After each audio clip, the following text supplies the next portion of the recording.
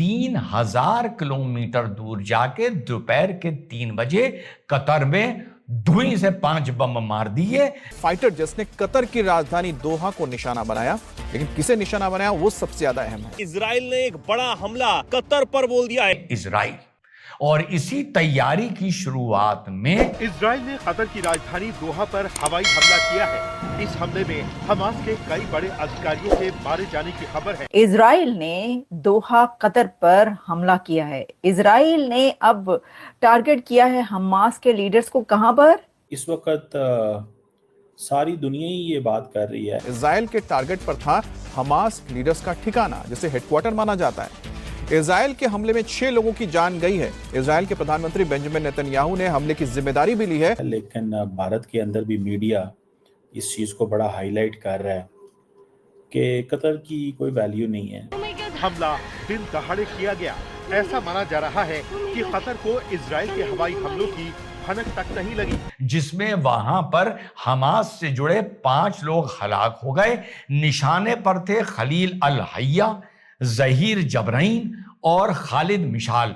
ये लोग वहां पर निगोशिएशन कर रहे थे। हमास के शीर्ष नेताओं को बताया गया है कि निशाना इजराइल ने बनाया है और उसकी खुली जिम्मेदारी इजराइल ने ले ली है। बताया जा रहा है कि राजधानी दोहा में हमास के ठिकाने पर हवाई हमला इजराइल ने किया है। खबर के मुताबिक खास बात यह है कि उसी समय हमास के जो नेता है वो अमेरिका की तरफ से सुझाए गए युद्ध विराम प्रस्ताव पर चर्चा कर रहे थे। नहीं, अगर आप ये समझ रहे हैं कि इजराइल ने हमास लीडरशिप पर हमला किया।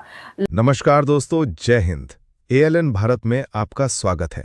दोस्तों, इजराइल ने हमास के नेताओं पर बड़ा हमला किया है। बताया जा रहा है कि कतर की राजधानी दोहा में मौजूद हमास लीडरशिप पर इजराइल ने एक टारगेटेड स्ट्राइक की। इस हमले के बाद पूरे अरब जगत में हलचल मच गई है। दिलचस्प बात यह है कि इजरायली मीडिया और वहां के रणनीतिकार खुलकर कह रहे हैं कि यह हमला भारत की स्ट्राइक से प्रेरित है। यानी जैसा भारत ने सर्जिकल स्ट्राइक और बालाकोट एयर स्ट्राइक करके दुनिया को दिखाया था कि दुश्मन की जमीन पर जाकर भी सटीक वार किया जा सकता है, अब वैसा ही मॉडल इजराइल ने अपनाया है।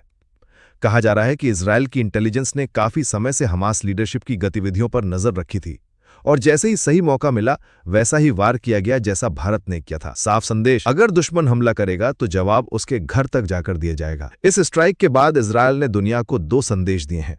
पहला, सुरक्षा से बड़ा कुछ नहीं, और दूसरा, जब दुश्मन लगातार आतंकी गतिविधियों को अंजाम दे तो सिर्फ बैठकर इंतजार नहीं किया जाता, बल्कि भारत की तरह निर्णायक कदम उठाना पड़ता है। अब इस हमले के बाद कतर और कई अरब देशों की सरकारें चौंक गई हैं। वहीं पाकिस्तान में बेचैनी साफ दिखाई दे रही है। पाक मीडिया में चर्चा छिड़ गई है कि अगर भारत और इजराइल जैसे देश इस तरह की स्ट्राइक कर सकते हैं तो पाकिस्तान की स्थिति क्या होगी। ये घटना इस बात का सबूत है कि भारत की रणनीति और मोदी सरकार का सुरक्षा मॉडल अब दुनिया के लिए ग्लोबल एग्जाम्पल बन चुका है। भारत की शैली में किया गया इजराइल का ये वार अब आने वाले समय में मिडल ईस्ट की राजनीति को नया मोड़ दे सकता है। लबनान के अंदर, बैरूत के अंदर, या फिर गाजा के अंदर, या फिर उन कंट्रीज के अंदर जहां पर के दोनों के बीच जंगें ऑलरेडी स्ट्राइक्स चल रही हैं। नहीं, आप गलत समझ रहे हैं। इजराइल ने दूर दराज कंट्री मिडल ईस्ट के दोहा कतर, जिसने फीफा वर्ल्ड कप करवाया था, वहां पर हमला किया है। और सिर्फ 1 नहीं, 2 नहीं, 3 नहीं, बल्कि इजराइल ने 12 जगहों को, 12 प्लेसेस, 12 एरियाज को निशाना बनाया है। और ये जो हैं, ये इसके बारे में ये कहा जा रहा है कि इजराइल ने हमास की सब लीडरशिप का खात्मा कर दिया है।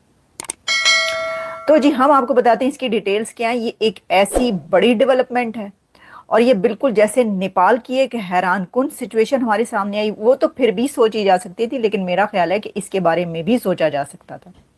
क्या इजराइल इंडिया से लर्न कर रहा है? क्या इजराइल को ये मशवरा उसने इंडिया से मांगा था?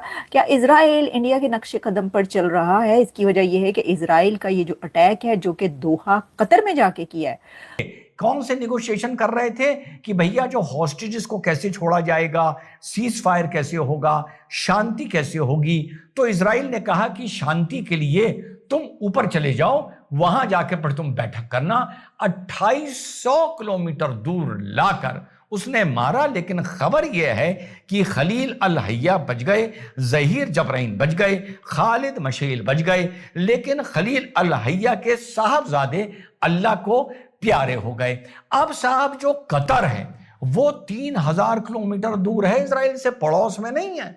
और कतर में अमेरिका का सबसे बड़ा मिलिट्री बेस है, हजारों वहां पे अमेरिकन ट्रूप्स हैं, पूरा एयर डिफेंस ये वहां पर अमेरिका देखता है, पेट्रियट लगे हैं इनके वहां पर, एडवांस रडार्स लगे हैं वगैरह वगैरह, बड़ा एडवांस्ड, क्योंकि अमेरिका का बड़ा इंपॉर्टेंट बेस है। तो बाबा ट्रंप ने कहा कि भैया ऐसा है, जब मिसाइल मार लेना तो हमको बता देना, जैसी दगेगा बस हम इतना कर देंगे कि नोटिफाई कर देंगे कि ये जो बम मारा है इजराइल ने मारा है। और एक काम और करना, हमारी एयर स्पेस यानी कतर की एयर स्पेस के अंदर ना आना, सऊदी अरेबिया से पार होते हुए पर्शियन पर आते हुए। ये अटैक अमेरिका की मर्जी से हुआ, अमेरिका की मर्जी के बगैर तो नहीं हो सकता ना, क्योंकि वहां पे तो वो है अमेरिका की बेसिस है, पहली बात।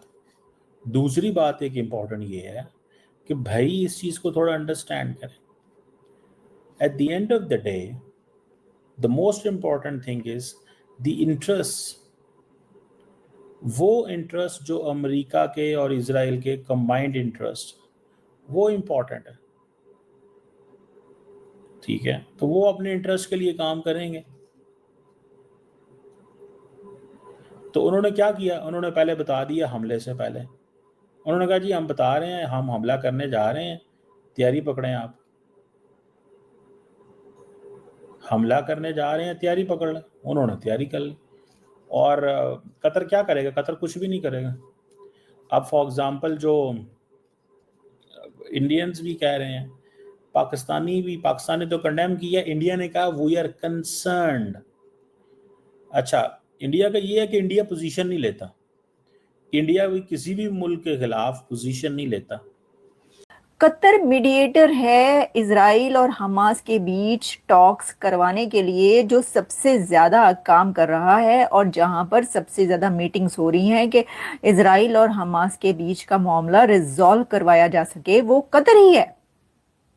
तो मैं तो ये सोच रही थी कि वो जो हमाद बिन तमीम अल थानी हैं, उनका इस वक्त हाल क्या होगा, उनका बना क्या होगा। ये आवाज़ें सुनकर के पता ही चला कि 12 जगहों पर धड़ाधड़ बमबारी हो रही है इजराइल की तरफ से। ऊपर से दाग देना ताकि हमारे ऊपर कोई उंगली ना उठे, यही काम किया इजराइल ने।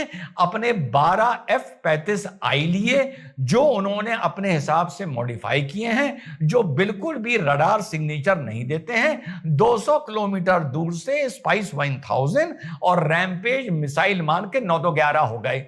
और ट्रम्प कह रहा है मैं बहुत नाराज हूं, बहुत बदतमीजी हो रही है मेरे साथ आज।